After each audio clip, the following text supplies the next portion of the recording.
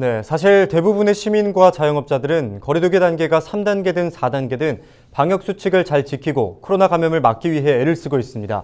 하지만 문제는 본인들만 생각하는 일부가 있다는 겁니다. 방역 수칙을 무시하고 몰래 영업을 하던 노래방과 유흥주점 등의 업주와 손님이 무더기로 적발됐습니다. 벽 뒤로 숨고 또 문을 잠근 채 버티고 하는 걸 보니 해서는 안 될 행동이라는 건 알고 있나 봅니다. 보도에 김한식 기자입니다. 방역 수칙을 어긴 업소를 찾기 위해 미로처럼 얽힌 길을 따라가는 경찰. 단속을 피해 도망가려던 시민이 현장에서 적발됐습니다.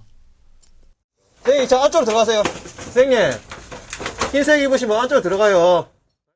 지난 5일 새벽 1시쯤 방역 수칙을 어기고 영업을 하던 노래방에 경찰이 출동했습니다. 노래방 곳곳에 영업을 한 흔적이 남아 있습니다. 하지만 업주와 손님은 발견되지 않고 내부는 텅 비어 있습니다.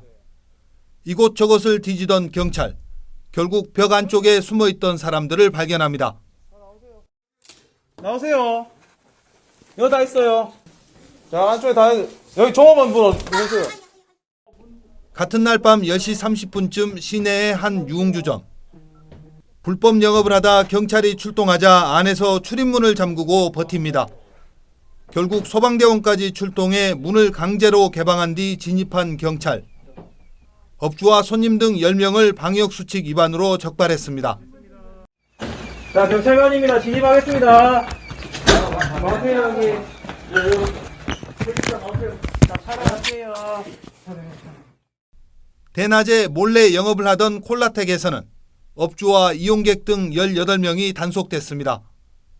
지난 1일부터 닷새간 경찰에 적발된 방역수칙 위반 업소는 모두 4곳. 업주와 손님 등 56명이 무더기로 붙잡혔습니다. 경찰은 6일부터 사회적 거리 두기가 완화된 데 이어 추석 연휴까지 가까워지면서 사회적 분위기가 느슨해질 것으로 보고 단속을 강화하기로 했습니다. 추석 명절 전으로 그 모임이 많아지고 그 방역 수칙 위반 사례가 많아질 것으로 예상되는데 특별 단속 기간을 설정해서 감염법 위반 사례를 계속 점검 강화할 생각입니다. 코로나19 4차 유행이 시작된 지난 7월부터 최근까지 43개 업소가 방역법 위반으로 적발됐습니다. 경찰은 일제 점검과 단속을 강화하고 감염병 예방법 신고가 들어오면 적극적인 대응 방침을 세웠습니다. 헬로티비 뉴스 김한식입니다.